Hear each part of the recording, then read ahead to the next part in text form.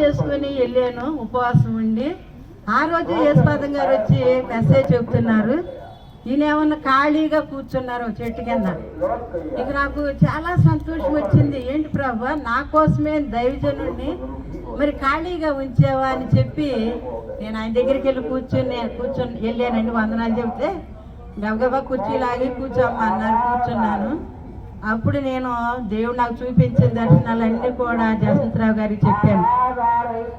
నాకు ఈ సంగతి ఎప్పుడో వచ్చిందమ్మా, నువ్వు దేవుని పని చెయ్యాలని. అక్కడ మీ కుటుంబం అంతా మారింది. మరి మీరు అంత దూరం నుంచి గాస్పులాలకు వస్తున్నారు.